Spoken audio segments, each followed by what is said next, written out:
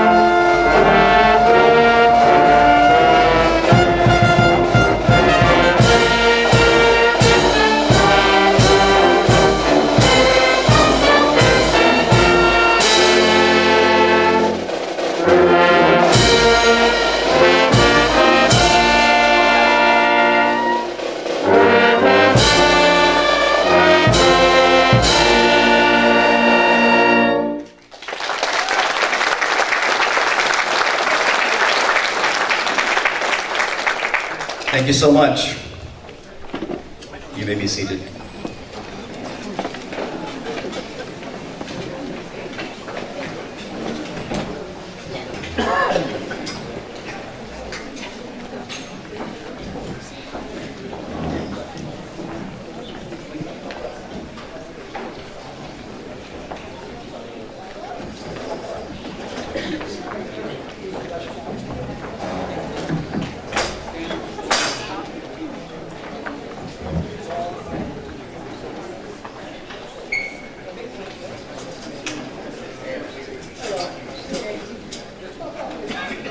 In September of this year, just a couple months ago, my wife Teresa and I visited the 300-year-old Baroque library at the University of Coimbra in Portugal. It is also known as the Joanina Library in honor of King João V of Portugal, who had it built in the 1700s. We saw in person the grandeur of the 30-foot-high rooms with verandas ornamented with rich carvings and gold leaf. We saw the 60,000 books on oak shelves that encircle the rooms, thousands of books that date back to the 1500s, 500-year-old books. I was awestruck, as if I were visiting one of the great European cathedrals. In a way, I think I was. The Baroque library, really any library, is a special place where the written word is celebrated. Teresa and I have a 17-month-old grandson who loves books. As soon as we walk through the door, he brings us a book to read to him. And when we finish that one, he brings us another and another.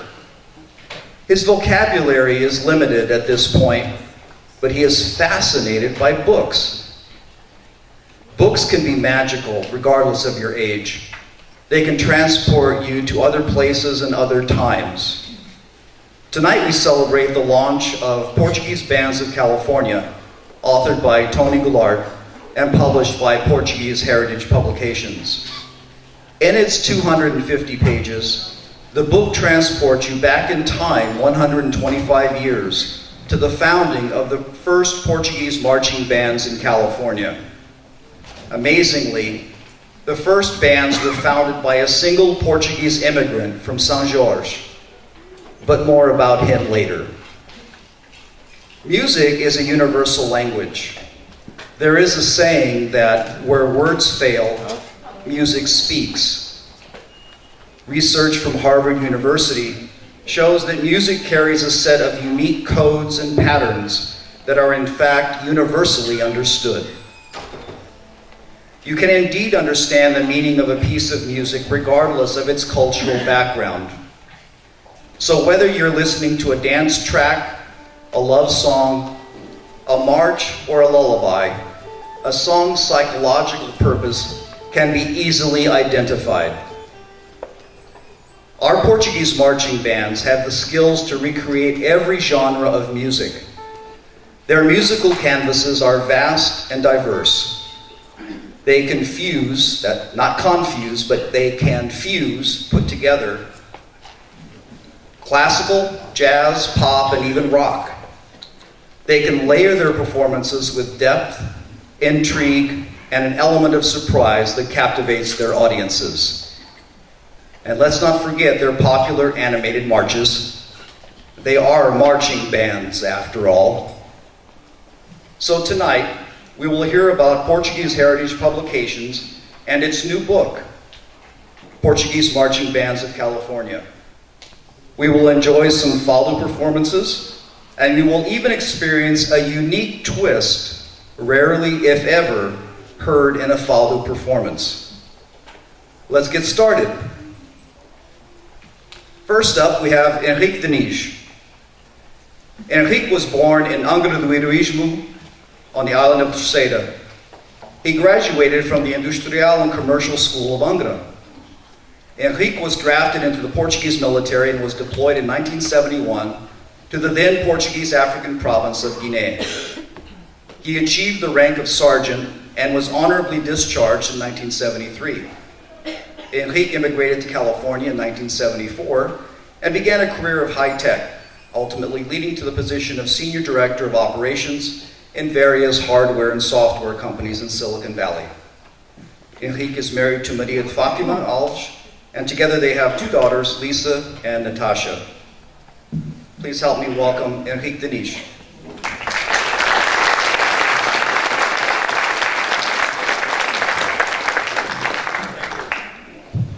Thank you. Dear Consulate of Portugal in San Francisco, Dr. Pedro Pinto, book sponsors, Comendador Batista Vieira and Mrs. Dolores Vieira, Mr. Celestine and Mrs. Manuela Aguiar, Mr. Manuel and Mrs. Margaret Cabral. Dear band presidents, Mrs. Sandra Cabral of the Portuguese Band of San Jose, Mr. Manuel Silva of Philharmónica Nova Aliança, and Ms. Megan Pereira, newly elected president and musician of Philharmónica União Popular. Ladies and gentlemen, once again, Portuguese Heritage Publications has endeavored to capture and document a major historical and cultural aspect of the Azorean diaspora in California.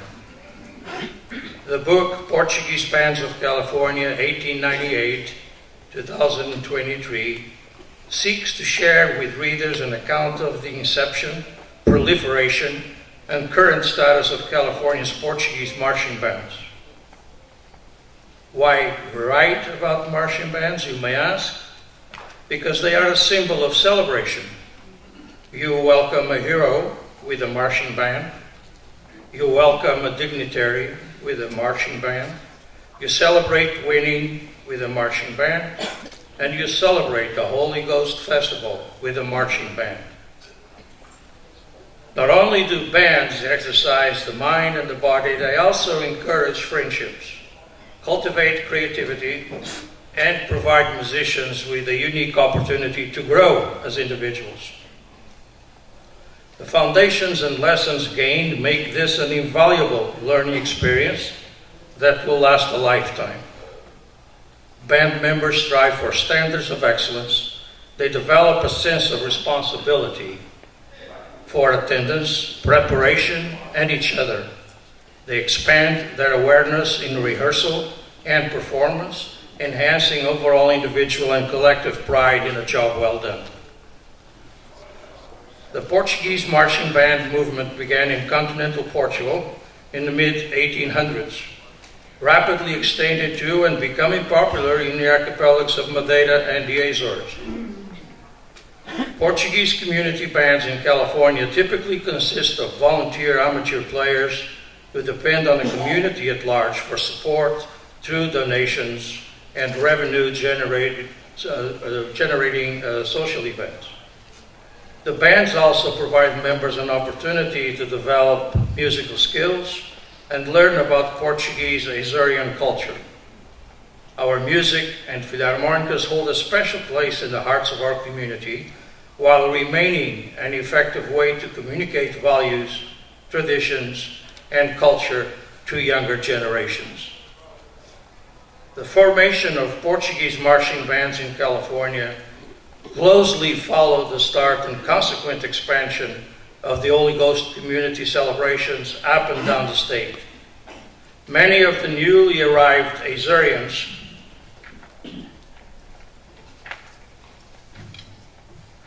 were talented musicians who brought their marching band experience with them from their native villages. Regarding Portuguese Heritage Publications of California, we are a community publisher with a primary objective of researching, publishing, and preserving for future generations the history of the Portuguese immigrant community in California.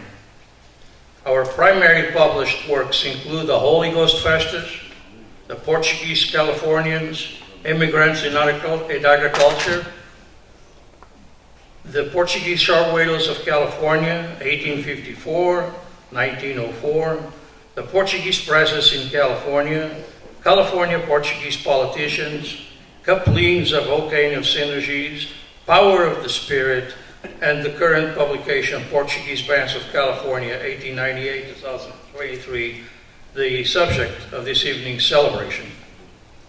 Before time erases the trail left by so many Portuguese musicians and conductors, this book strives to complete PHPC's documentation portfolio of historic accomplishments by California's Portuguese diaspora.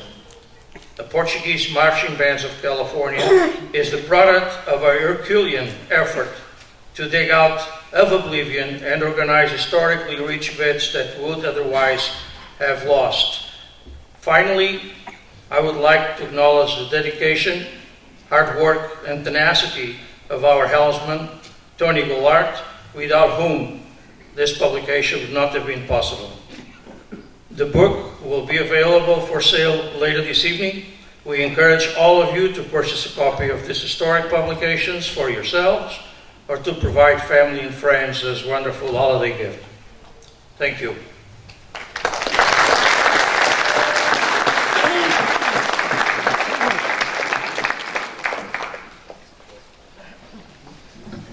Thank you, Annie. I'm sorry. It's a little crowded up here. Next up, I'd like to introduce José Luís da Silva, who was born in Ponta Delgada on São Miguel, where he attended high school. In 1969, he immigrated to California, where he completed 3 university majors in Portuguese, Spanish, and French. Love those languages. At Cal State Hayward. In 1982, he earned a master's in Spanish from San Francisco State, and in 1986, a master's in French from San Jose State. Luis began his teaching career in 1972 and retired in 2010. He moved to San Jose in 1982 to teach in the Portuguese bilingual program for 4 years at Burnett Middle School. For the next 24 years, he taught Portuguese, French, and Spanish at San Jose High School, concentrating on the Portuguese International Baccalaureate program. He was head of the World Languages Department and International Baccalaureate Coordinator there at San Jose High. José Luís has published poetry and articles in a variety of Portuguese American publications. He has also completed several translation works in print and audiovisual media. In 2008, Portuguese Heritage Publications of California published his poetry book titled O Cântico do Silêncio. His works are also included in several anthologies published in mainland Portugal and in the Azores. José Luís has served several Portuguese American organizations, including Portuguese Heritage Publications of California and the Luso-American Education Foundation, where he was elected several times as chairman of the board and twice as president. So please help me to welcome José Luís da Silva.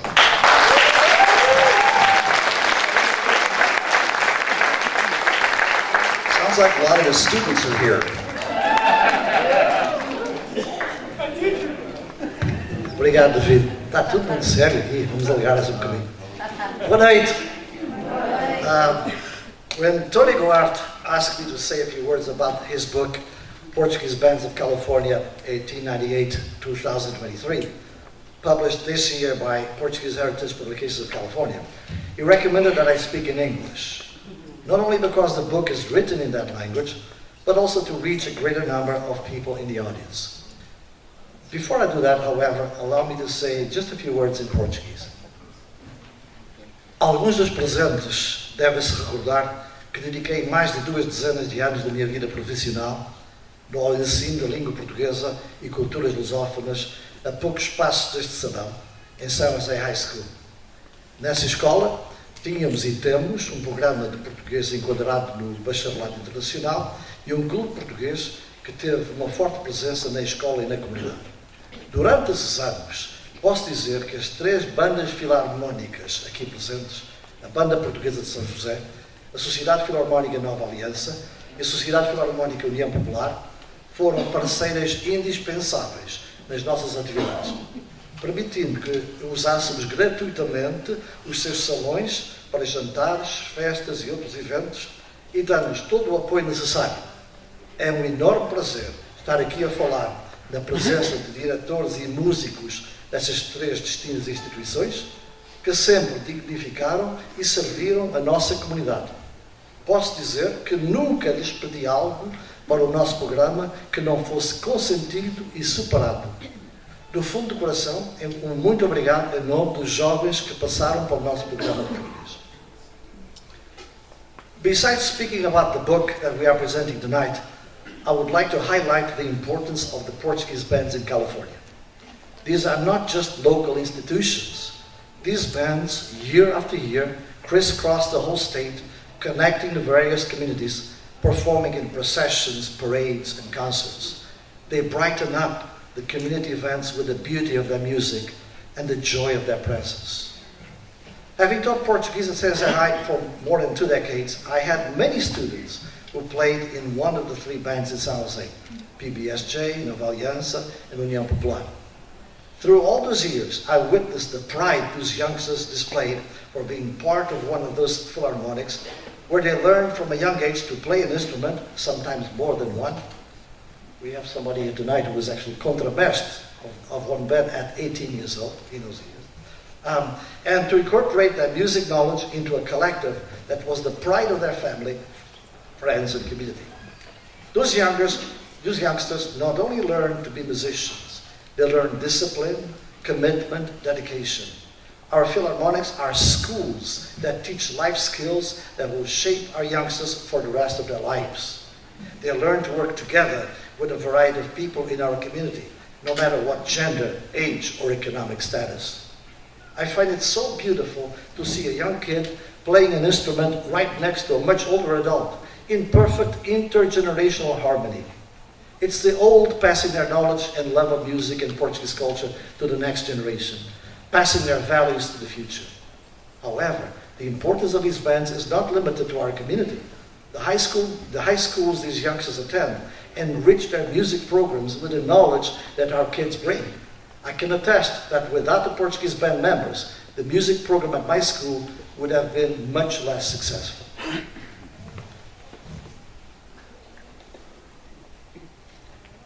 Portuguese Bands in California, 1898-2023, is a book that depicts 125 years of the magnificent work that Portuguese philharmonics have performed in our communities and surrounding society.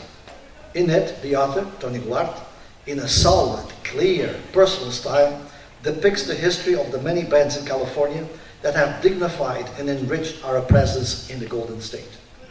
Tony has managed to produce a beautiful 250-page hardcover book in a deluxe edition in color, profusely illustrated, going in depth into the history of these bands. Some of them may not exist anymore, particularly among the 28 or 29 bands that were founded between 1898 and the 1940s. Since what is called the Capelinhos immigration wave, with a robust influx of immigrants, mostly from the Azores, where marching bands have a central and rich presence in the cultural, religious, and social scene, 18 more bands were founded. Coming from a country that until recent decades did not facilitate formal universal schooling to its children past the age of 10, it is amazing how much musical knowledge these people brought with them. This knowledge and cultural resiliency seem to be derived from a sense of determination, pride, and love of their roots so relevant among Azorians and other Portuguese people. In Portuguese Bands of California, the author, Tony Goulart, was very careful in providing us with a book structure that is well organized, offering information which allows the reader to understand the background of the rich social and cultural traditions of the bands, and then writing about the information that carefully and with effort and dedication he was able to gather in order to create this solid, rich, and beautiful document for us and future generations to enjoy. The book is divided in 5 clearly defined parts. The first one, entitled Setting the Music Stage, provides general information about the background of those involved in the bands, band terminology, the role of bands in their land of origin, the immigration process, and some key individuals in the formation of philharmonics in California, such as the composer José Paulino de Oliveira e Costa, the patriarch of Portuguese bands in California, who founded 8 bands, Eleutério Borba, associated with the foundation of the 3 bands in San Jose, and Egídio Gonçalves Santana, interestingly from the island of Madeira, who founded or was the conductor of 5 Portuguese bands in this state. The chapter also includes a biographical summary of the very famous composer and conductor John Philip Sousa, of Portuguese ancestry, and his single performance as conductor of a Portuguese band in the Bay Area. The second part, entitled The Opening Act, refers to predominantly Portuguese bands, 9 bands that between 1885 and 1950s, while not being Portuguese, were composed of more than 50% Portuguese musicians. The third part, Marching to a Different Drum, recounts the history of the bands founded during the first wave of Portuguese immigration to California, and includes the many Portuguese bands that enriched the state's musical scene from 1880 to the late 1930s. In the fourth part of the book, entitled A Musical Ensemble, the author carefully documents the bands established by the second wave of Portuguese immigrants, the aforementioned Capelinhos wave, from 1958 to the 1980s. In it, we find the 3 San Jose bands present here tonight, each of them in its own 6-page chapter, beautifully illustrated with color photos accompanying a well-documented text. Just to give you a flavor of the text in this part of the book, let me give you a short quote from each of the chapters related to the 3 San Jose bands. Referring to PBSJ, the author states, PBSJ has earned a prestigious reputation over the years for the caliber of its musical repertoire, the service it renders in the development and promotion of California's Portuguese youth, its support for other community organizations, maintaining Portuguese culture and traditions, and the service, splendor, and entertainment it brings to Portuguese community celebrations. In the chapter about Nova Aliança, the author writes, in 1989, Nova Aliança performed in Bragança and several other northern and central cities on mainland Portugal, including as the honor band at the Summer Festival in Gouveia. It received a warm reception in Viana do Castelo, where its performance as guest of honor during Portugal's second largest religious festival, Our Lady of Agony, were enjoyed by the locals and several thousand others. Band members will forever remember this visit and the warm welcomes they received. In the chapter about the União Popular, we find the text, and I quote, in the past, band members, friends, and supporters also engaged in performances of traditional bailes de carnaval. In the early 2000s, about 100 musicians played for SFUP. Now it has 35, ranging in age from 10 to 70, with 40% female. 2 members are immigrants from Portugal, but the rest were born in the United States, mostly of Portuguese or Mexican descent. The band's rich musical legacy has been preserved on several CDs in 2000, 2002, and 2006, with another one due out in 2023. End of quote.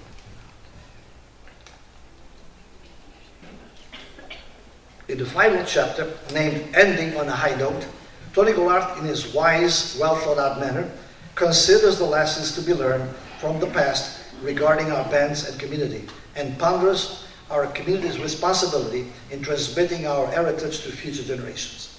He sees signs of hope in the horizon, but states that, and I quote, we must be open and willing to test new ventures and learn from our mistakes as we proceed. Great effort, total dedication, a clear vision, creativity, and especially courage will be necessary in order to rise to the occasion and face the challenges that confront our Portuguese community traditions. End of quote. Researching for and writing a book of this kind, which encompasses a period of time from the 19th to the 21st century, in a geographical area that spans the whole state of California, is a gigantic task, especially when it is done by one individual. To do so, Tony Goulart spent months, years, going through newspaper records, contacting individuals associated with the bands and their past, reading available books with reference to the subject. He spent time, energy, and ink to be able to produce this precious gift to our community. He did so without any remuneration. Like almost everything that our community does, including the Portuguese Heritage Publication of California, Tony put together this wonderful book out of the generosity of his heart. Having spent a great deal of my life reading, teaching, analyzing books, I can honestly say that Portuguese Bands of California 1898-2023 is a very well-researched, organized, and written book. It is full of interesting facts, photos, information, and considerations that will enlighten the reader, either of today, the future, or from another place, on the amazing accomplishments of our bands. For this book, and for the many artists in which Tony Goulart has been involved, we owe him a debt of gratitude. Without his efforts, the memory of our bands and their impact on our community would have faded away, dispersed in the pieces of fragmented paper from old newspapers, gone forever from the memories of those who still remember the Herculean task of creating and maintaining Portuguese marching bands in California. This was the moment in time to try to preserve those memories and pieces of information that would otherwise be lost. When Tony asked me to speak tonight, it reminded me that in moments of discouragement, when he thought that our community didn't care very much about the work that he and the Portuguese Heritage Publications of California were doing, I would remind him that the books that were published were not just for the present. Portuguese Bands of California, like the other books PHPC published, are to be enjoyed and cherished today, but they are also to leave an indelible mark of our community for the years, decades, and centuries to come. 100 years from now, none of us and none of our endeavors will be remembered unless we register them carefully, like the book we are presenting here tonight. Our community needs to leave a permanent mark of all that we have done. People fade away, Buildings crumble and are replaced, but books of this kind will be cherished by our descendants and kept properly in libraries. Through this book, the memory of our bands and of many people associated with them will be preserved. As we contemplate acquiring a book, do so not only with the idea of owning and reading one, but also as a heirloom to be passed on to future generations in our family, in your family, and mine too. Remember also that you are supporting a project that has the objectives of validating the rich experiences of our community, in the past and present, recording it for the future, and letting people in other places, especially in Portugal, know of our epic struggle in this faraway land to preserve, honor, enrich, and enjoy our magnificent culture. Thank you.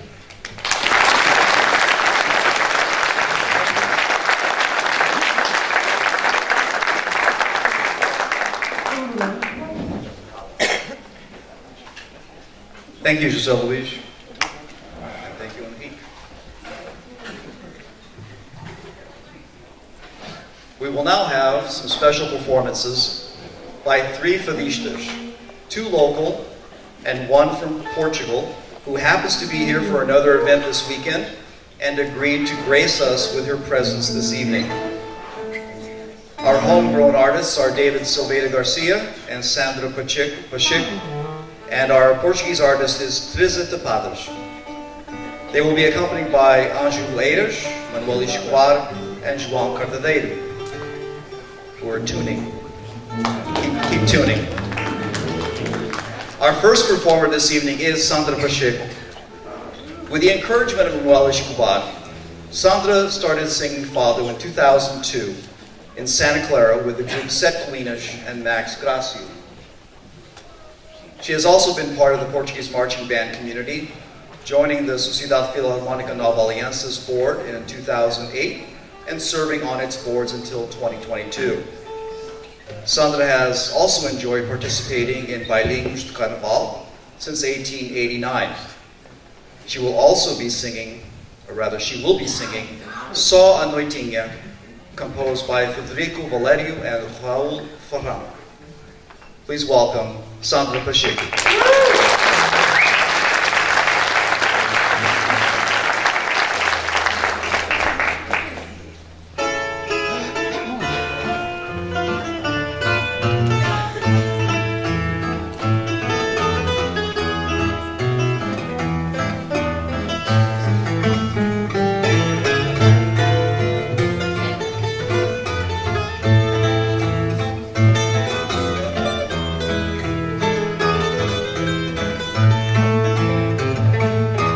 Tive amor, gemi de dor violenta.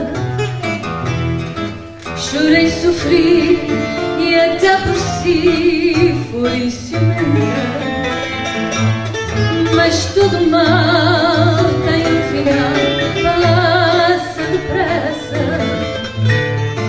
E hoje você, não sei porquê, já não me interessa.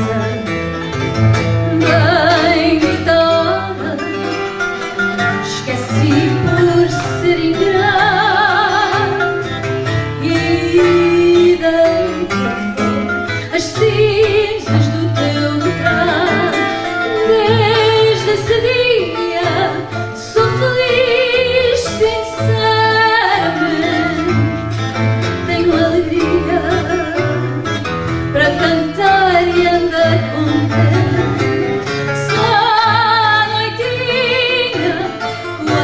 Chega a saudade, choro sozinha para chorar mais à vontade.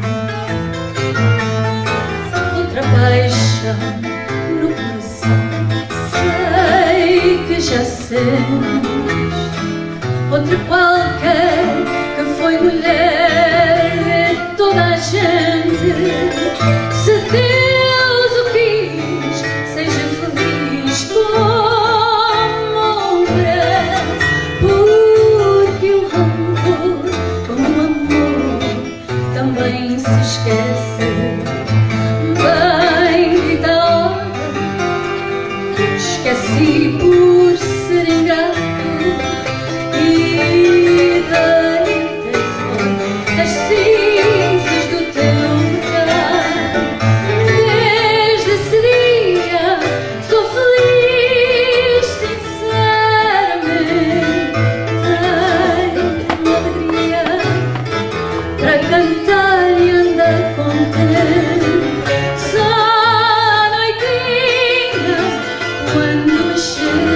saudade.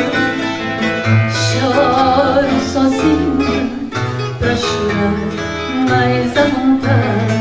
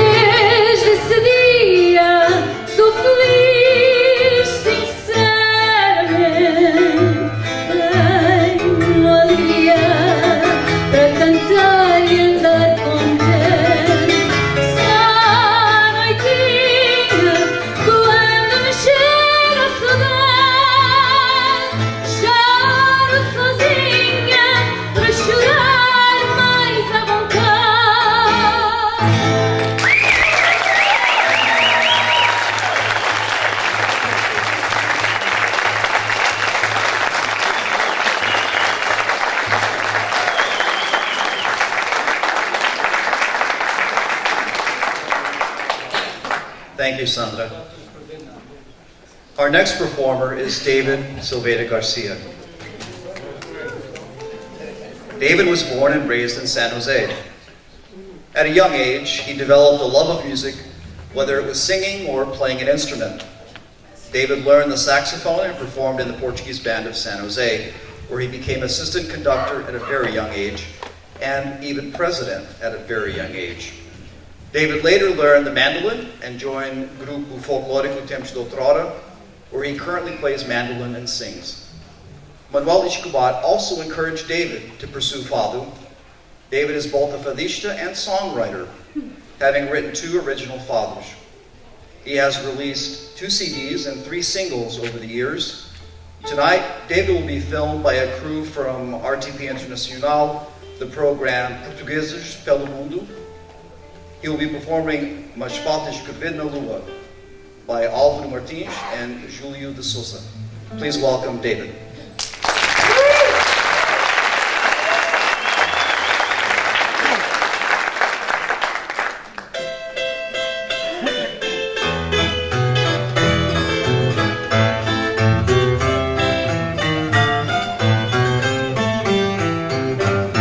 Ando a lembrar-me de ti no dia a dia, para não esquecer escrevi, em toda a parte escrevia. Nos muros arruinados, nas pedras negras do chão, escrevi na alma dos fados a tua recordação. Mas falta escrever na lua, no sol, no céu e nas estrelas. Meus braços não chegam lá. Falta pôr na minha rua o teu nome em letras belas, tão belas como não há. As aves no seu voar escrevem cantando, fui eu que as fui ensinando para não me verem chorar. Gravei as tuas mentiras nas guitarras e nas veias, escrevi no ar que respiras a esperança de que me leias. Mas falta escrever na lua, no sol, no céu e nas estrelas. Meus braços não chegam lá. Falta pôr na minha rua o teu nome em letras belas, tão belas como não há.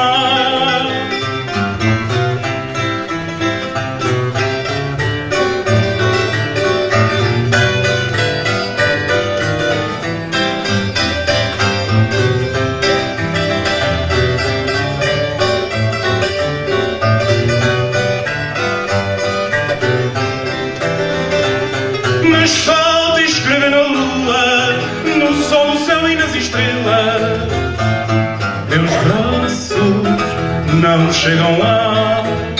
Falta pôr na minha rua o teu nome em letras belas, tão belas como não há.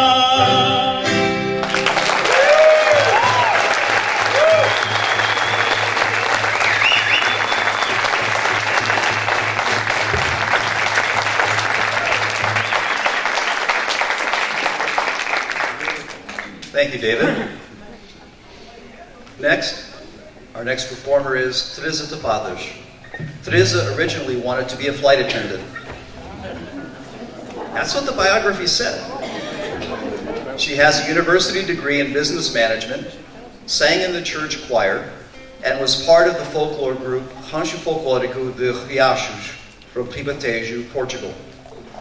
Teresa, little by little, dabbled in informal fado gatherings until she hit the big stage as a 20-year-old. She represented Ribatejo Fado at Expo 98, opening the door to her career in the Lisbon fado scene.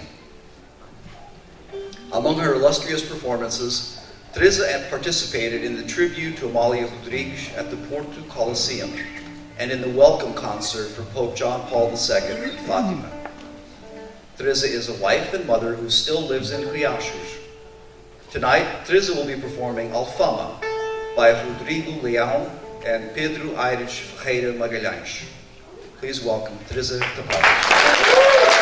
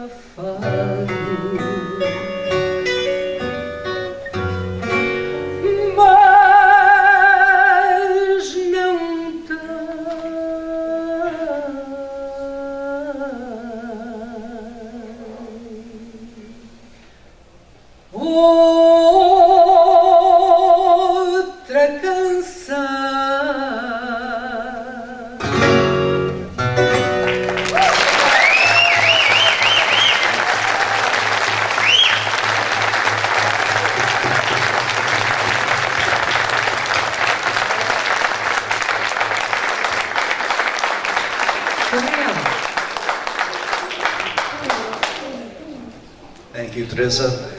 And I just learned before this evening, early this evening, that Teresa may have been one of the first Portuguese performers to perform in this hall early, right after it was built. So that's another bit of trivia.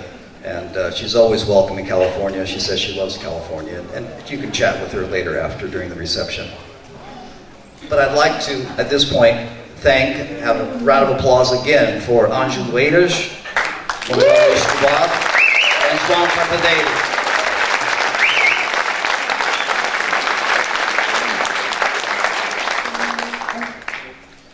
Next, a special treat, our three fadistas will together sing Que Deus Me Perdoe by João da Silva Tavares and Federico Valério. This was arranged by Joe Amaral, and they'll be accompanied by musicians from the Portuguese Band of San Jose.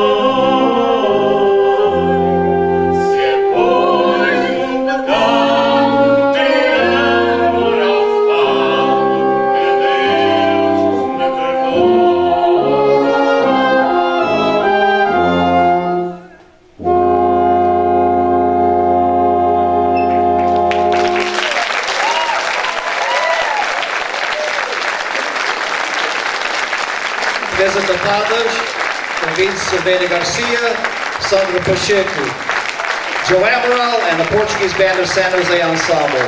Thank you so much. That was wonderful.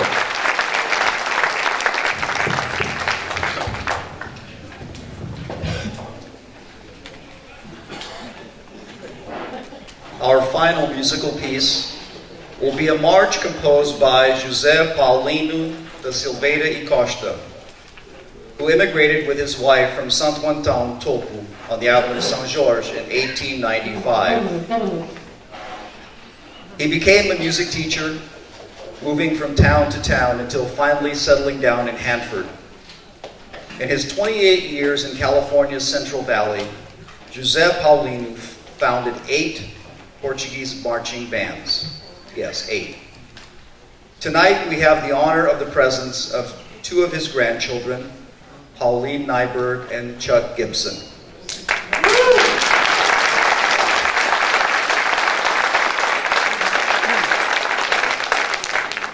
They have never heard one of their grandfather's compositions.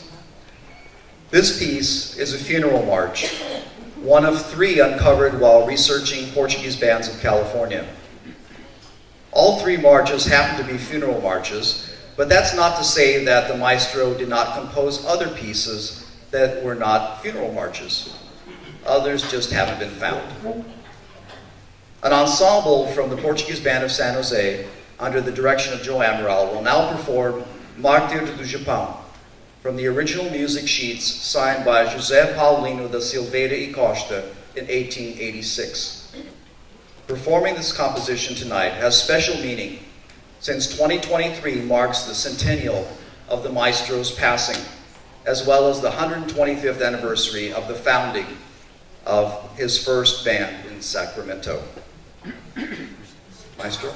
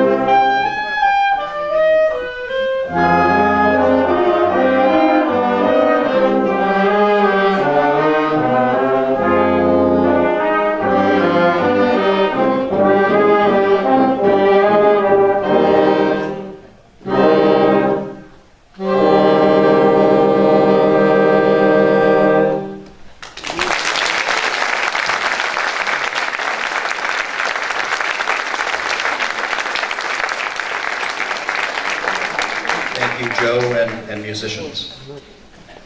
You know, José Paulino da Silveira e Costa was only 16 years old when he wrote that march and another funeral march, and just a couple more years older when he wrote another one that was found. And Portuguese Heritage Publications was fortunate to have been offered these three of José Paulino da Silveira e Costa's original compositions. from the late 1800s by Paulo Teixeira from Topo, São Jorge. No one knew that Mestre Costa had composed band music until doing the research for this book. We just heard Martyr do Japão from 1886. The other two funeral marches are titled Matina da Sexta-feira Santa, the other one from 1886, and Golgotha from 1889. Tonight, we will be presenting a plaque, as well, actually a plaque from the government of the Azores, as well as the original music sheets, signed and dated by the maestro to the children of Maria Azelia Costa and Glenn Gibson. And of course, they are the grandchildren of Maestro José Paulino da Silveira e Costa, Pauline Nyberg and Chuck Gibson, who I introduced just moments ago. They will be presented by a couple of presenters, by the Comendador Batista Vieira, an entrepreneur, community benefactor, one of the founders of the Portuguese Band of San Jose, and distinguished Georgiense. He's also my father, which is probably his most admirable quality. Accompanying my father will be Mariana Flores, longtime member of the Portuguese Band of San Jose, who has served in nearly every capacity, including president. Decades ago, while growing up in São Jorge, she successfully convinced the maestro, the mestre, of the marching band Recreio dos Lavradores of Santo Antão, Topo, to allow women musicians, including herself, to perform in the band.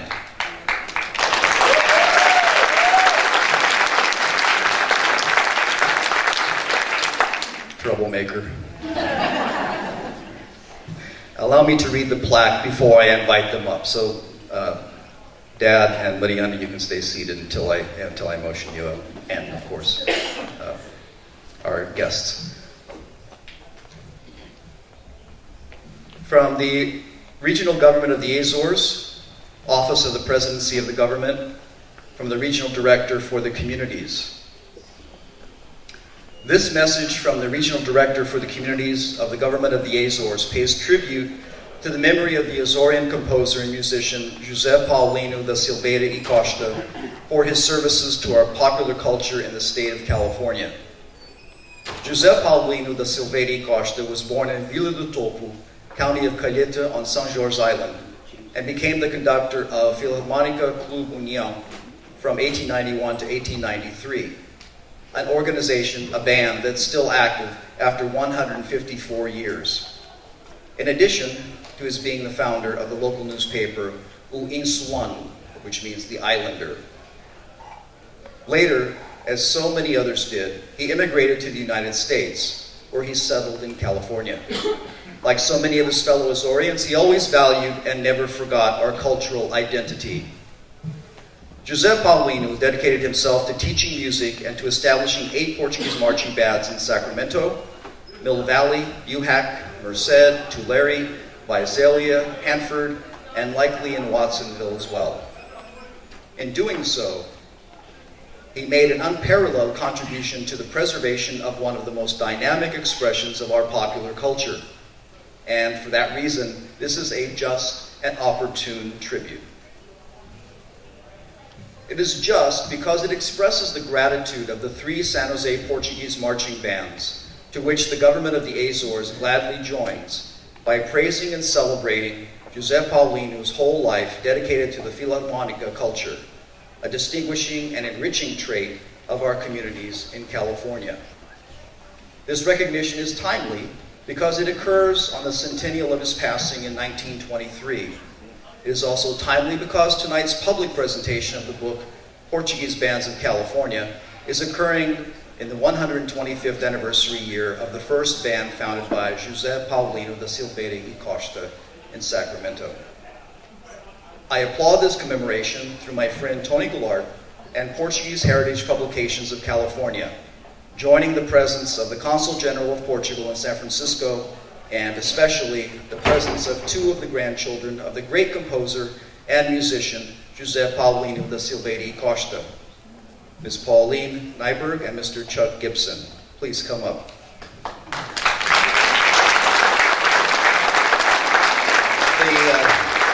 dedication closes by saying, José Paulino da Silveira e Costa is the pride of our communities, and he honors the Azores. Signed by, or rather, it goes on, his personal contribution to our collective culture will forever remain in our memory and in our hearts. Signed, José Andrade, Regional Director for the Communities, Ponta Delgada, November 10th, 2023. Congratulations and thank you for the contributions of your grandfather.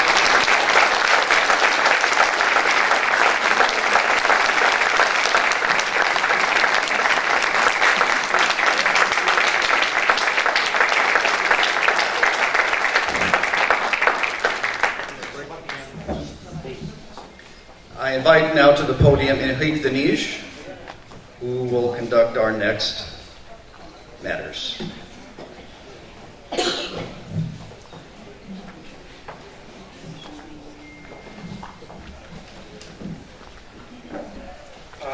We reached the point in this evening's program where we must acknowledge and recognize the individuals responsible for the rubber meeting the road.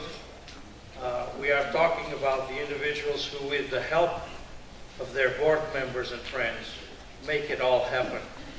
The presidents of each of the 3 Portuguese bands of San Jose.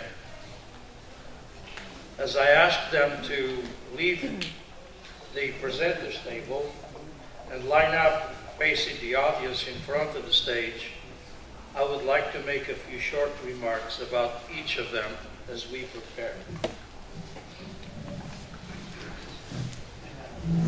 Sandra Gaspar is the new president of the Portuguese Band of San Jose, the oldest of the active Portuguese bands in California, established in 1971.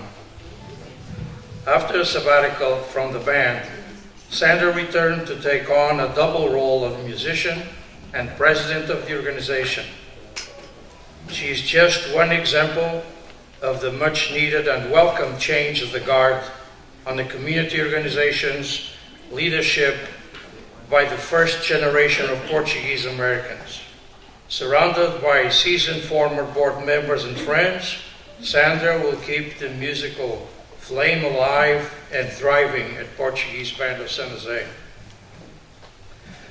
Manuel Silva, President of the General Assembly of Philharmónica Nova Aliança, the 3rd Portuguese band established in California by the 2nd wave of Azorian immigrants in 1973.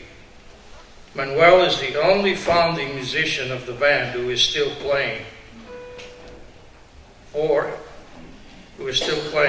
And the only Portuguese band that he has ever played for in California. That's dedication. He and Nova Aliança just recently celebrated 50 years of Philharmónica. It is remarkable that although he has moved away from San Jose, he still drives for the weekly practices over 2 hours each way and play for Nova Aliança. If that's not dedication, I don't know what is.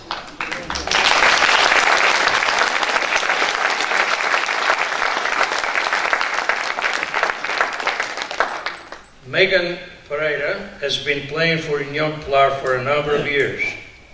She was just recently elected president of Cidade Philharmónica União Pilar, following Ana Ferreira in that role. With her assistance and the cooperation of a very vibrant and dedicated group of friends of the band, we are sure that Megan will continue to foster the musical tradition of her organization. She is also another example of the competent and dedicated new generation of Portuguese Americans who have decided to help preserve the community's most cherished musical legacy.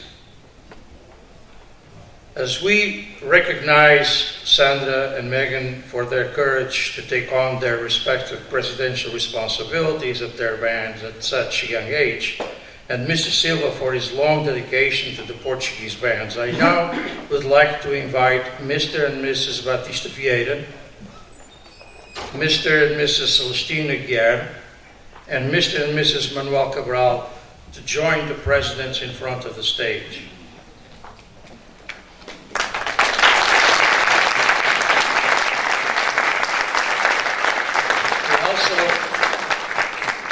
to invite Sandra Gaspar, Megan Pereira, and Manuel Silva to approach the stage and stand next to their respective band book sponsors.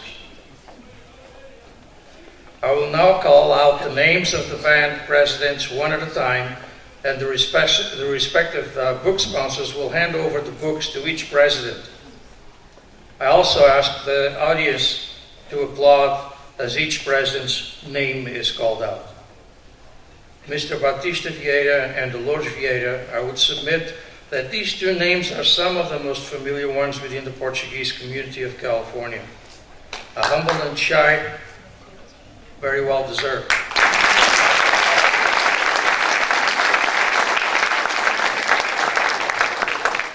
A humble and shy young man who immigrated with his family from the village of Rosais, São Jorge, started his life in California like so many other Azorean immigrants at that time, as a dairy worker in San Jose. His drive, work ethic, and the good fortune to have found his right hand, Dolores, made them very successful contractors and diversified business. As it is widely known, at par with the professional and business success, their deep involvement and generous support of the community organizations, both here in California and in his homeland of São Jorge, is remarkable. Batista Vieira was the third president and has always been a major sponsor of Portuguese Band of San Jose.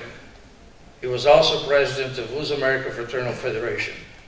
Portuguese Heritage Publications has also benefited from the Vieira's generosity, as they have supported us in almost all our projects, and particularly in Dr. Al Grave's masterful research, The Portuguese Californians, Immigrants in Agriculture.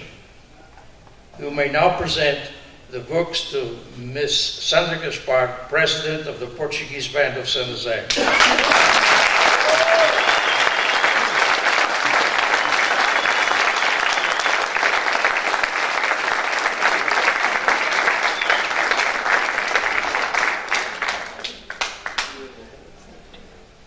The Vieira support of the Portuguese culture and traditions is well known, as they have been recognized in so many ways by community organizations and by the Azorean and Portuguese governments. Mr. Batista Vieira has been awarded the honorary title of Comendador da Ordem de Merit by the President of Portugal. You may now present the books to Mr. Manuel Silva, President of Philharmónica Nova Aliança.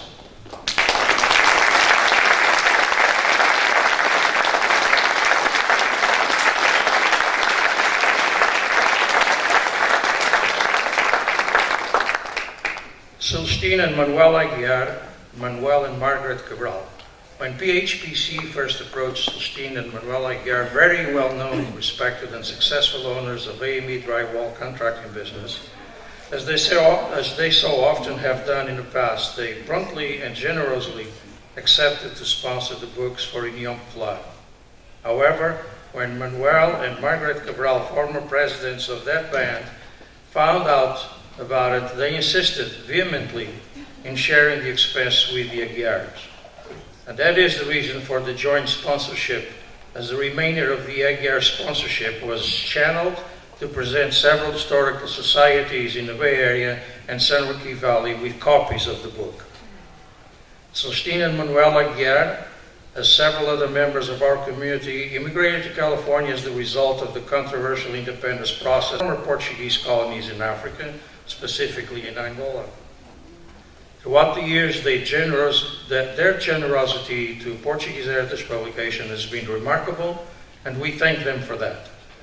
Their support has been a major morale booster and an incentive to our goal of preserving the history of the Portuguese presence in California.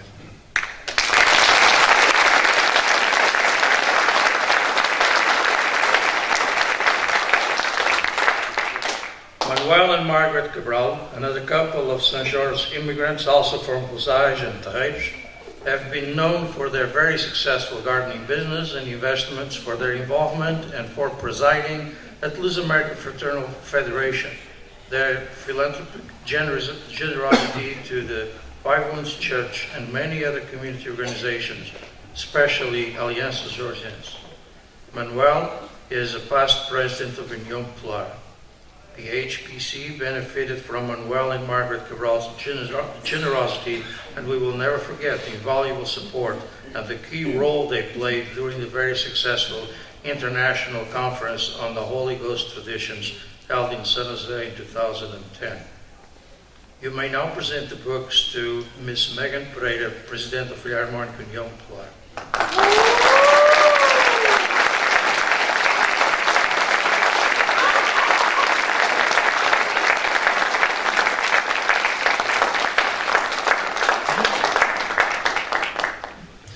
Once again, we thank these generous sponsors for joining Portuguese Heritage Publications in providing the distribution of 30 copies of this book to each one of the active Portuguese bands in California, a total of more than 500 books. You may now return to your seats as we continue with our program. Thank you.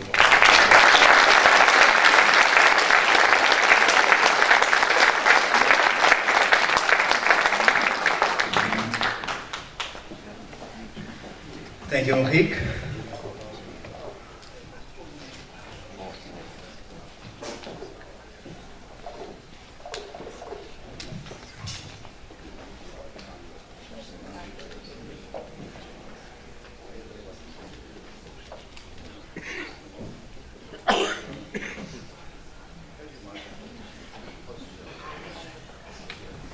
Boa noite, minhas senhoras e meus senhores.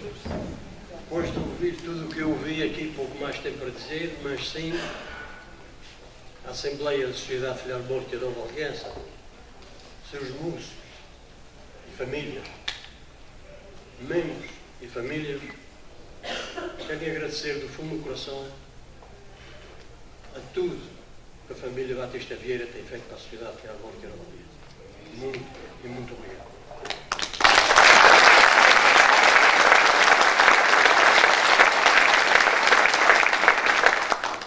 Tony, só tem um nome a chamar, um guerreiro, porque um homem que vai de norte a sul na Califórnia, todas as cidades à procura de informações para fazer este bom trabalho que ele fez, só tem este nome, é um guerreiro. A família da Nova Aliança está muito grata por isso.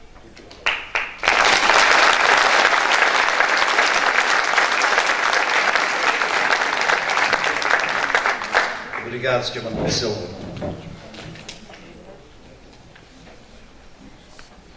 Pedro Perestrelo Pinto is the Consul General of Portugal in San Francisco, responsible for California and the West Coast of the United States since September of 2021.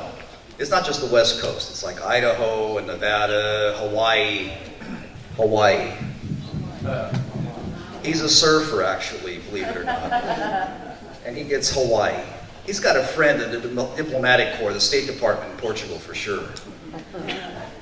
He previously served in the mission of Portugal to the United Nations in New York City and the permanent representation of Portugal to the European Union in Brussels.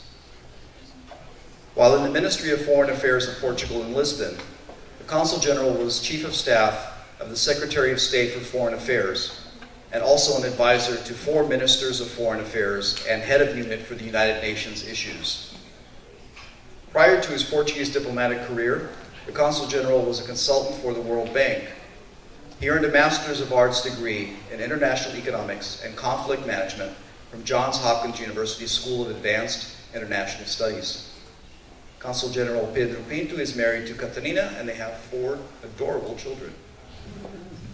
Please welcome Consul General Pedro Pinto.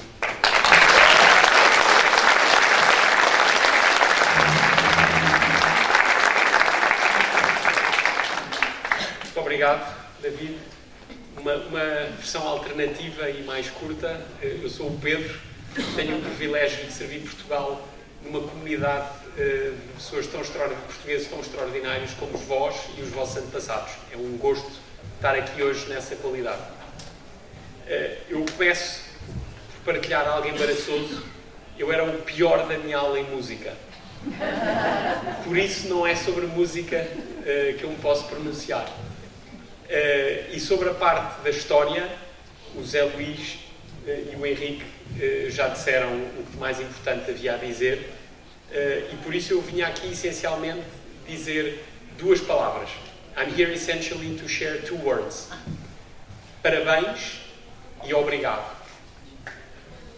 Congratulations and thank you. Congratulations for all of you that are part of the Portuguese bands in California.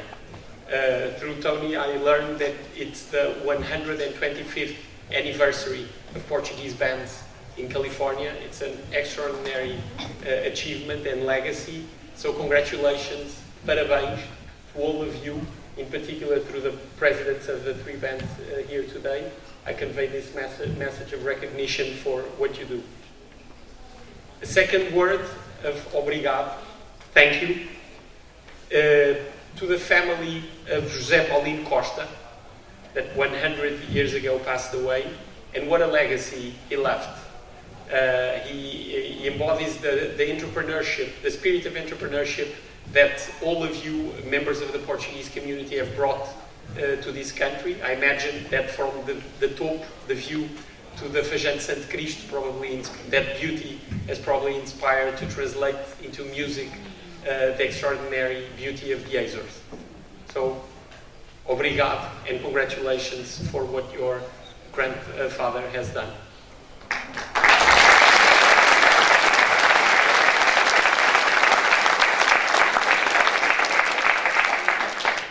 Obrigado. Thank you also to the Portuguese Heritage Publications of California, and in particular to Tony, and to all of you sponsors, because through this extraordinary work, the history of the Portuguese bands in California will forever remain and endure. And it's such an extraordinary, not just story, history. Muito obrigado, Tony.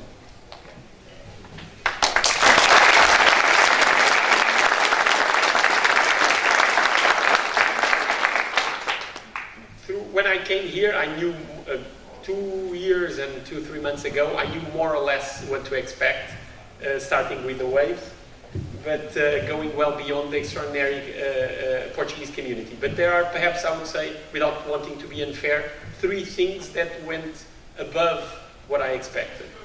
The Irmandades do Espírito Santo throughout all of California. It's very difficult to go to a corner of California that we do not have Irmandade do Espírito Santo. The bullfights, it's beyond what I expected, and the bands, the Portuguese bands, as filarmónicas. It's really impressive, and I can tell you that one of the persons that was more impressed with it was the President of the Republic of Portugal, Marcelo Rebelo de Sousa, a year and a couple of months ago when he was here, and we went a bit all over California. We started in San Diego. We were in LA, in Artesia, and we were here next door in San Jose, and then we went to the Central Valley to Gastin. And something in common in those 4 stops that we did were the magnificent performances of the bands. And he commented with me, I'm really impressed. So certainly so am I, going all over California and to witness this extraordinary contribution that the bands do, and their performances is really fantastic. It's, I would say, an anchor to tradition. It's a school of cultural and artistic talent. It's an instrument for character building, and it also does something which I believe it's very Portuguese. Sometimes when a foreigner asks me what is a Portuguese, I said, for me, the person that best described it was Fernando Pessoa, when he said the true Portuguese was never only Portuguese. It was always everything. And the Portuguese bands are not just only Portuguese. They are everything, because you are able to incorporate people that have no Portuguese ancestry. And I've seen in various parts people with no Portuguese ancestry, but they are part of the Portuguese bands. And that's very Portuguese of you. And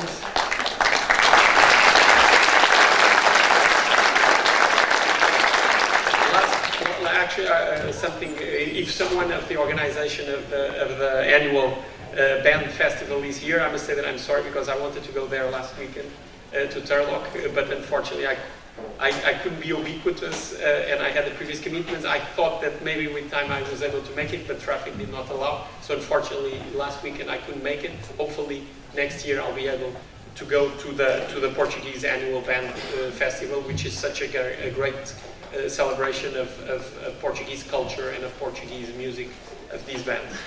And I would just conclude if I went over the book when Tony gave it to me, and actually this morning I finished reading it. And I invite you all to read it, first of all to buy it and then to read it. And then the last paragraph. I conclude by reading the last paragraph of the book, a part of the last paragraph that pretty sums up what I think all of you that have been in contact with the bands feel.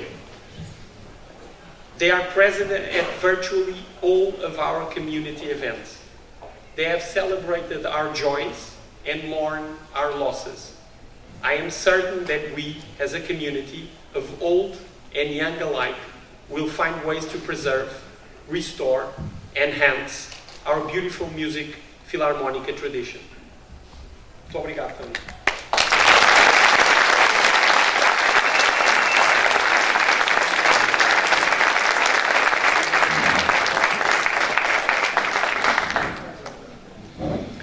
Thank you, Sr. Consul. The water's cold in California, huh? He has to wear a wetsuit when he serves here. Antonio P. Goulart, better known as Tony, obviously, was born in São Caetano, Pico. He immigrated to California in 1974 after 9 years as a seminarian in the Azores. Years later, Tony earned a master's degree in human resources from the University of San Francisco, a good Jesuit school. In partnership with his brother José, Tony operated a drywall business for 35 years. For the past dozen years, Tony has been in the construction consulting business. Tony has lent his talents to many Northern California Portuguese community organizations. He was the founder of the Portuguese Chamber of Commerce of Santa Clara Valley and a co-founder of Portuguese Heritage Publications of California. He coordinated the latter's research publications titled The Holy Ghost Festas, A Historic Perspective of the Portuguese in California, published in 2002, and Couplinhos, A Volcano of Synergies, Azorean Immigration to America, published in 2008. For his steadfast community involvement and dedication, Tony received the Comenda de Ordem de Mérito from the government of Portugal in 1996. And from the Government and Legislative Assembly of the Azores, he received the Insignia Autonómica de Reconhecimento in 2011. Also in 2011, Tony received Palpas's Leadership in Community Service Award. Tony is married to Judy. They have 4 children and 6 grandchildren. Please welcome Tony Goulart.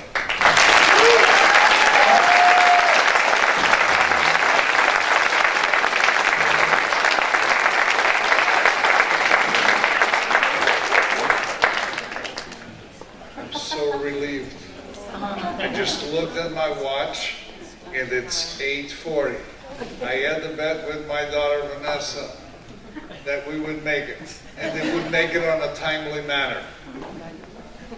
Sr. Consul-Geral de Portugal, Dr. Pedro Estrela Pinto, Consul-General of Portugal, Sandra Gaspar, President of the Portuguese Band of San Jose, Manuel Silva, General Assembly President of Sociedade Filarmónica Nova Aliança, Megan Pereira, President of Sociedade Filarmónica União Popular, dear guests, family, and friends.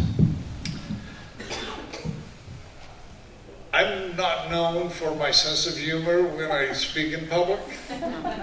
And I'm also known for negative reasons for being extremely lengthy when I speak. So I asked a couple people that I trusted dearly to help me with my task. A friend of mine, Enrique, and said, "Hey, would you browse over my notes for my acknowledgments for the presentation of the book?" And his answer was, "Are you writing another book?" And so I said, "Well, please do me a favor. Cut as much as you think it's not relevant or not that important so I can shorten my presentation." So a couple days later, he sent me the Word document back, and he had crossed out 2 sentences. Not 2 paragraphs, 2 sentences. My wife, Judy, did the same drill. I did the same drill with her. I said, "Would you please help me shorten this?" And after she read it, she cut out 1 sentence. Well, that's better than nothing. Then I was talking to my daughter, Vanessa, and she says, "Dad, be short, because after 5 minutes, you're going to lose the audience." And so I had all these threats, and I started thinking, how am I going to get out of this? And I started in my mind to think, what tricks could I pull to make it short, more concise? And I went into my computer and I reduced the font size of the letters that I was using from a 12 to a 10, and I was down to 2.5 pages, single space. And I said, "Yeah, I'm getting somewhere." But then, because of my lack of vision, I realized that I could not even read out of a size 12, so I had to end up with a size 14. Boa noite. Good evening, everyone here present. There are 3 spots there that are just bugging the living heck out of me because I had reserved them for the 3 conductors of the 3 bands. And for some reason we missed communication, and I saw Paul at the end of the hall a little while ago. I haven't seen Henry, and Joe just disappeared, evaporated to the side there. But those places were reserved, and I also had reserved a place for our Comendador, Manuel Tencourt, on a row right there. So I wish this place was packed, that we had people standing to share this experience tonight. But I'm humbled and very happy that all of you are here tonight. This is a very special day for me, as you can imagine, and hopefully for our community as we gather to share the presentation of a new book about another important aspect of our history and our legacy, Portuguese Bands of California.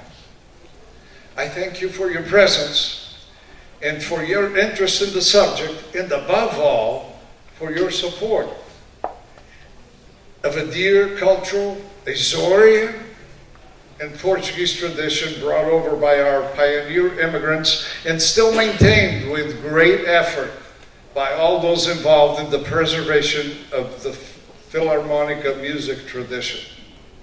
I'm humbled, I'm honored by your presence in such large number for such a dull, usually such a spiceless event like a book presentation. I dedicated this book to my grandchildren because the future of our culture is in their hands, or in their heads, in the hands of so many others like them.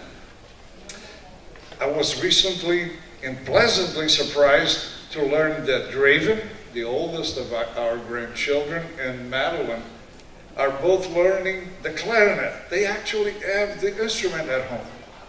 I hope that Maverick, who just left because it's past their bedtime, and Lucy and Felix do a lot better than I ever did in music. I also dedicated this book in memory of my late parents. Very humble people, but that represent a lot in my history. And also to the late Vice Consul of Portugal, Antonio de Souza Bittencourt, one of our strongest supporters since PHPC was established. As I said, although knowing that a book presentation is typically a somewhat subdued, dull event, we tried to make this one as interesting as possible. And I'm especially grateful to the Portuguese Band of San Jose, Sociedade Filarmónica Nova Aliança, and Sociedade Filarmónica União Popular for not only co-sponsoring this event, but also for performing for us tonight. I thank the three conductors, João Amaral, Paulo Fagundes, and Henry Bremas, for making an effort to brighten this evening with their bands, despite being a Friday and with many musicians having previous conflicting commitments. I appreciate the effort and the collaboration. My gratitude is also extensive to the professional fado singer Teresa Tapadas, who I just met personally in the recent past, for volunteering to perform with our own local talents, David Garcia and Sandra Pacheco, to give us a taste of our fado. The first artistic expression to be considered by UNESCO as intangible heritage of the world, of humanity. Thanks also to Angelo, Manuel Escobar, and João Cordeiro for providing the musical accompaniment. I'd like to start to clarifying that I'm not a musician, and that my old music teachers would probably roll over on their graves if they knew that I was even taking on a project about the Portuguese bands in California. I've been proudly involved with Portuguese Heritage Publications, a nonprofit and all-volunteer community-based organization, since its inception. And for 2 decades, we helped research, lay out, research, publish, and disseminate over 30 books about the history of the Portuguese presence in California. However, this is my first attempt at writing or compiling a book on my own. I'm extremely proud of that, even though I constantly remind myself that I must share the credits with so many other people who contributed and made it happen. I thank all the current and past board members of Portuguese Heritage Publications of California present here tonight. I'm also honored with the presence of Dr. Russ and Mrs. Kirschman and many other new and old friends who drove long hours from Hanford, Kingsburg, Fresno, Elk Grove, Stockton, Watsonville, Lincoln, and other distant parts of the state to share this evening the tribute to the Portuguese bands of California. I'm also pleased to note the presence of many of my good friend Frank Silva, a founding musician of Portuguese Band of San Jose, a sponsor of the book, and also a founder and conductor of Sociedade Filarmónica Nova Artista Açoriana de Tracy for the last 48 years. The community's secular reputation of being honest, law-abiding, and hard-working citizens is undeniable.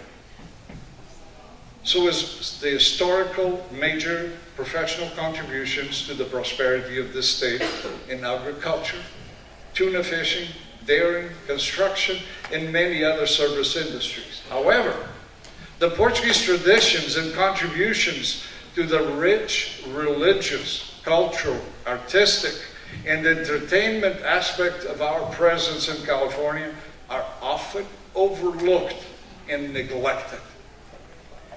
And in that context, the important education and entertainment role of our marching bands is often taken for granted. They are frequently contacted to enliven social and religious events and receptions, to political entities, but very seldom any of their accomplishments and their milestones are officially recognized and appropriately celebrated. The bands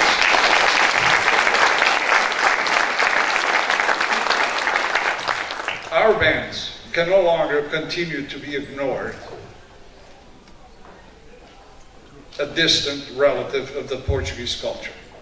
They deserve more respect from all our community leaders and official entities. It is not probably widely known that 2023 is a very special year, as we celebrate not only 125 years of the establishment of the first Portuguese band in this golden state, the Arcade Band, later named the Camellia City Band of Sacramento by José Paulino Silveira Costa. In addition, we also commemorate 100 years of the passing of this maestro, bandmaster, composer, and music teacher, the patriarch of the Portuguese bands in California, who passed away in 1923.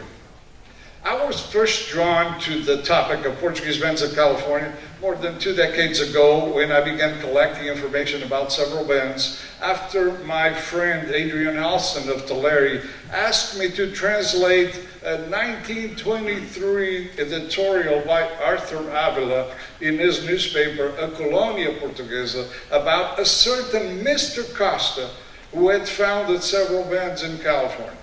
A few years ago, Paulo Teixeira, about 4 years ago, who was involved in the celebration of the 150th anniversary of Filarmônica Clube União of Topo São Jorge, contacted me through Elmano Costa, Professor Elmano Costa, about a certain bandmaster, José Paulino da Silveira Costa, who had immigrated from Topo in the late 1800s and had spent all his immigrant life in California teaching music and founding marching bands. Curiosity did the rest. As I slowly began looking for small nuggets of information, literally a needle in the haystack, about Portuguese bands from the late 1800s and the early 1900s. One thing led to another, and I grew increasingly intrigued by Portuguese bands, this bandmaster, and the others that came after him. And the result is the book.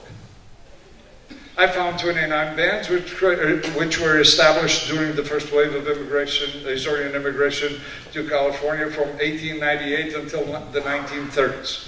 Then followed 4 decades without new bands. The musical tradition regained the new energy with the second wave of immigration after the 1960s. Since then, 18 more Portuguese bands were established throughout the state.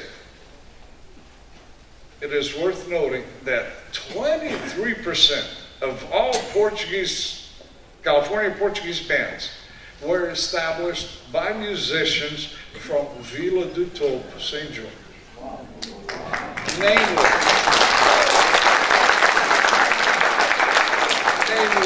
José Paulino Silveira Costa and Eleutério Borba.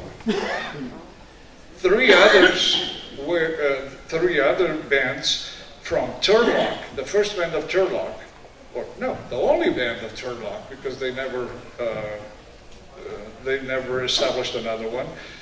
Lincoln and San Diego, the first band of San Diego, were established by a Madeiran conductor by the name of Egídio Gonçalves Santana, a native of Paul do Mar, Madeira Island. In addition to these 47 bands, the book also includes the story of 12 other bands that I called predominantly Portuguese. Despite the name or their identity not being Portuguese, a Portuguese denomination, neither were they founded by Portuguese, but at one point in time of their existence, at least 50% of their musicians were Portuguese Americans. Never in my life the expression, "it takes a village," to have seemed to have had so much meaning as it does today. For that reason, I titled the introduction to my book, Not a One-Man Band. My gratitude is to start with a special word to my editor, Catherine Baker from Pittsburgh, Pennsylvania. In addition to the valuable input from José de Couto Rodrigues, Henrique Diniz, Sylvia Carroll, and the writing suggestions from a dedicated friend, Goulart Silveira, who were my informal advisors and preliminary editors, Kathy Baker transformed my poor Portuguese into English, and at no charge. I will forever be indebted to her and to her superb editing skills. It took a large band of friends, acquaintances, and organizations at various levels collaborating and contributing towards the completion of this concert, 125 years in the making, of the history of the Portuguese bands in California. Although running the risk of unwillingly forgetting someone, I am very grateful to research contributors and writers present here tonight. João Machado and the Portuguese Museum for the relevant research and information compiled for the exhibit on the Portuguese bands. José Raposo and Margarida da Silva for the history of the Lusitania Band of North Bay. João Bendito for his research on the Lincoln City Band. Maria Cardi for assisting me in finding Pauline Nyberg and the Costa Descendants. Leo Gil Teixeira for digging up information on all the Watsonville area bands. My dear friend, Dr. Al Graves, for contributing with information about the Central Valley bands and the Mendes family. Manuel Madruga and Manuel Escobar from Santa Clara, for assisting me with information about the Sociedade Filarmónica União Portuguesa de Santa Clara. In addition, Ana Ferreira, Megan Pereira, Jorge Ferreira, Valentim Aguiar, Manuel Monteiro, and Henry Bramos helped me on the history of União Popular. Manuel Silva and Michael Hilário, Maria Ormond and Sandra Pacheco with Sociedade Filarmónica Nova Aliança.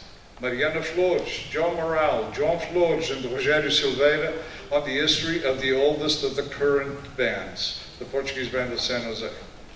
Pauline Nyberg with information on her grandfather and their infamous shadow bombings. Paul Teixeira from Tulpa, São Jorge for a variety of valuable insights. Joanne Camera and the J. F. Freitas Library for their knowledge, resources, and photographic collection. Finally, a word of sincere thanks to José and Miguel Ávila and the Portuguese Review for their photo collection, contribution, advertisement, and for the constant motivation José instilled in me to have this project completed. Thanks also to Zé Carvalho and the Azores Airlines for transporting books to the Azores at no charge so that this information could be disseminated beyond our community boundaries. And finally, my deeper appreciation for Susan House,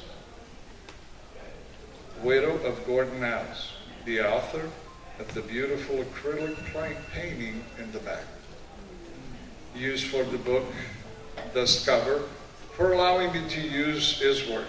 Gordon was a second-generation Portuguese-American teacher, writer, painter, and a talented musician who played for the Agostinho City Band, whose grandparents were João Vital Nunes from Rosais and Francisco Oliveira Souza from Beira, São Jorge.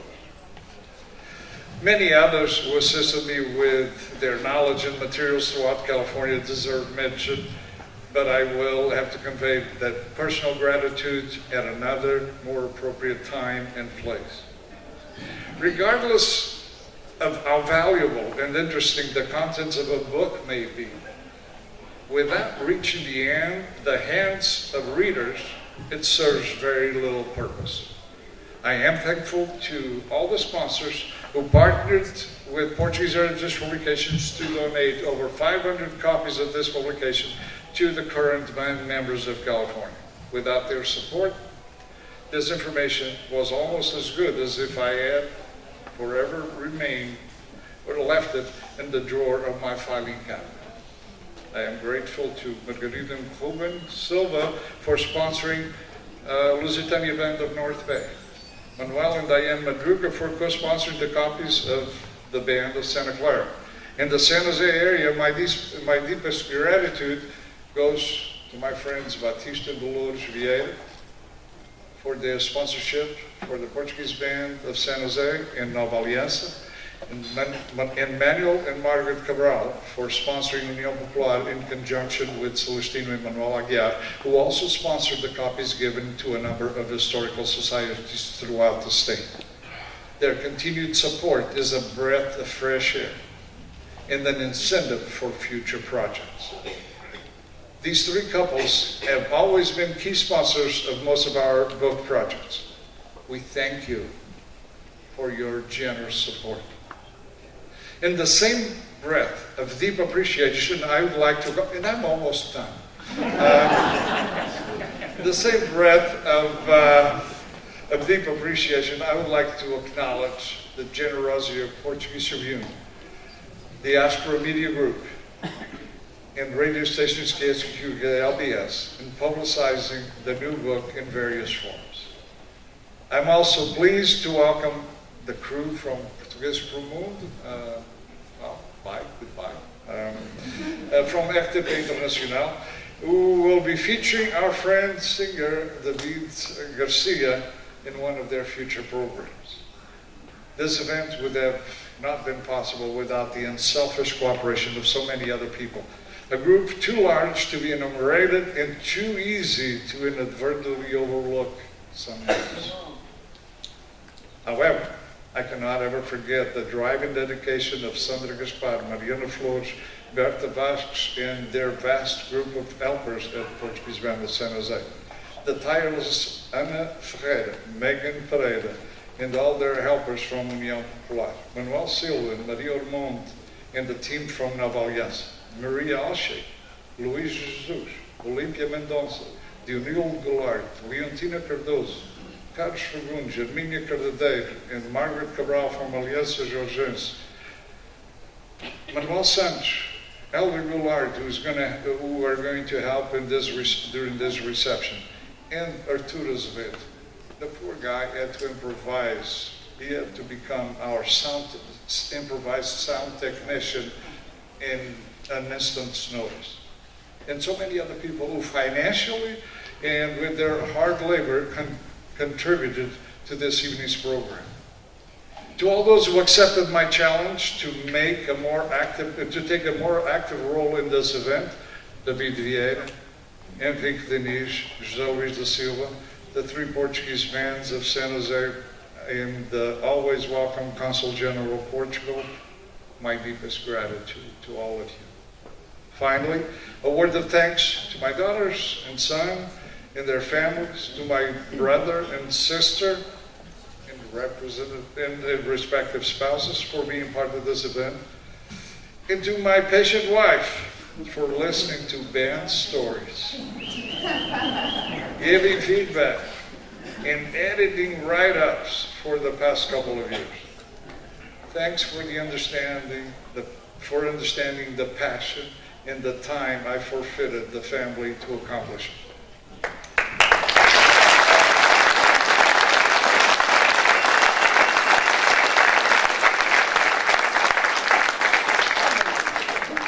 Unfortunately, and due to health precautions, there is a huge void in this room tonight. A dear friend, mentor, and the right hand of Portuguese Heritage Publications of California cannot be with us. I deeply feel the absence of my dear friend, José de Couto Rodrigues and Dalmenda. I know how much I would have loved to see them here, and I know how much they would have enjoyed this evening, but it was not possible. As you can see, I will be forever indebted to all of you, or most of you, and I feel that I don't have the proper words to express those feelings and those emotions of gratitude in a proper way. For that reason, and as I was preparing to express my general gratitude to you tonight, I remembered the words of a distinguished Portuguese scholar and former president of the University of Lisbon by the name of António Sampaio da Nova, who took refuge on one Portuguese word in the Treaty of Gratitude of St. Thomas of Aquinas, an Italian philosopher and theologian of the 13th century, whom I was forced to study when I was during my seminary days. And he used the Treaty of Gratitude to express his feelings of gratitude. Some of you may have already be familiar with the concept expressed by the scholar. I make his words mine with the due credit and respect. St. Thomas Aquinas' Treaty on Gratitude established 3 levels of thankfulness. The first level, more superficial, is an acknowledgement, a more cerebral form of recognition, the one commonly expressed by the English language and the German language in their cultures with expressions such as thank you, zu danken. They represent a courteous way to be polite and cordial. The second and intermediate level of gratitude is the one that expresses and gives grace, such as merci in French, to give retribution, to return a favor, to give a mercy, grazie in Italian, and gracias in Spanish have similar meanings. I'm grateful for the favors or the grace I received, for the gift I was awarded or bestowed upon. It demonstrates a sense of reverence and indebtedness, of gratitude, of gratefulness. The third and the deepest level of gratitude is the one expressed by our unique Portuguese word, obrigado, which is like no other similar word in any other language known to this scholar. Only in Portuguese, obrigado means a commitment, being reciprocal, building a bond. I am obrigado. I am obliged to you. I feel committed to you because of what you did to me. Because of this book, I am obrigado to you in so many ways. And we have created a mutual bond.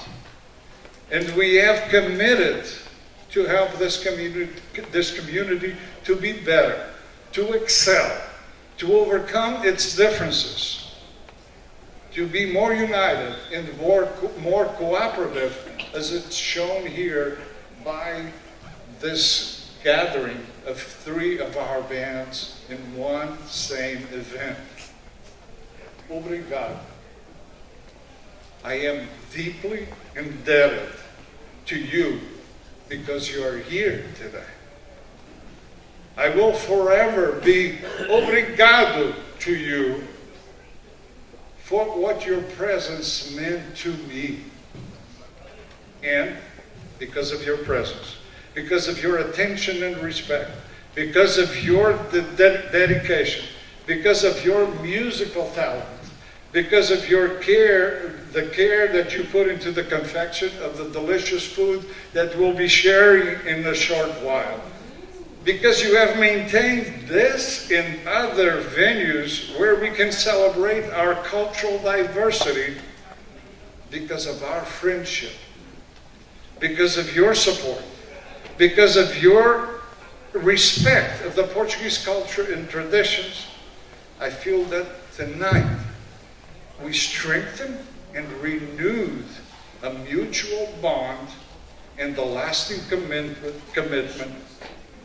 to continue preserving the history of the Portuguese presence in California and that of the Portuguese Philharmonic. Muito obrigado.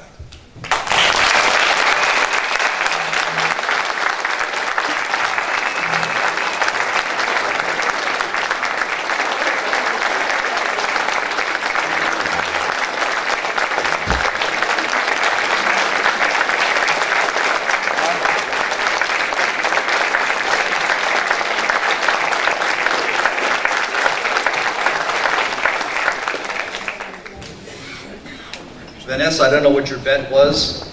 If it was when your father stopped, ended, because it's not over yet. Close. May I invite the band representatives? I think you have something for Tony Goulart. I was told.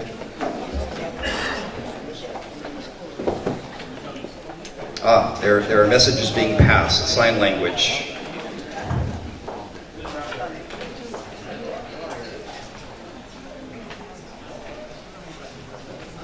See, it appeared. On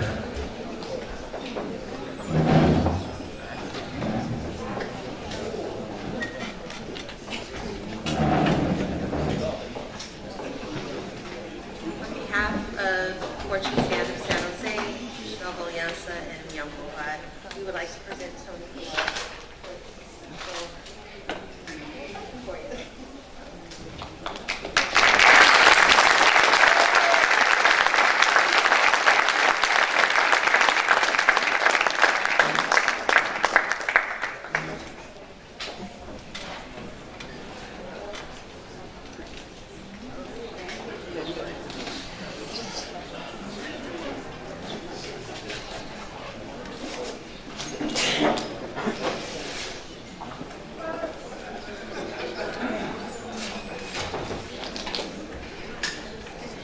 Tony's grandchildren are going to have to teach him how to open presents.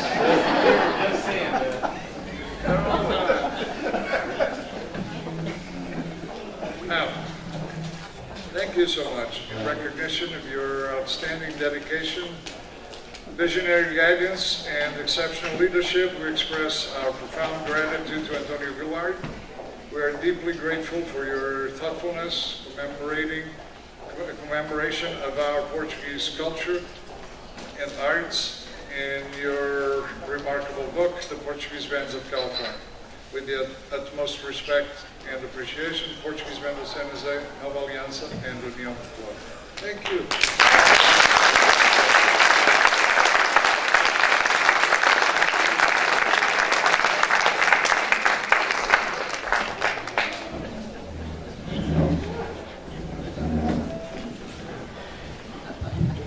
Today is a very special day for Tony, but tomorrow is another special one because it's his birthday.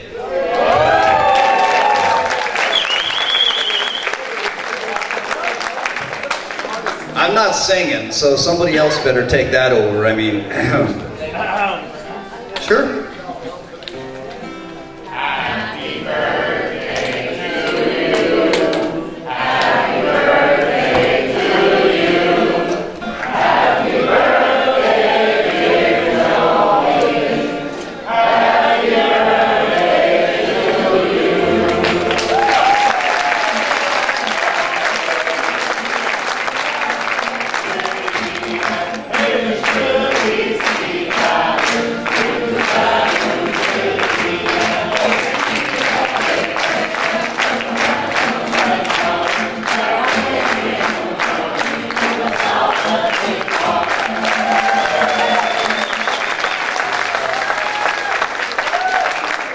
Vanessa, he beat you either way. It's 9:15. That was the goal. my job conducting is done. Thank you all for attending. Congratulations, Tony. Let's have something to eat and drink. What do you say? Thank you. Good night.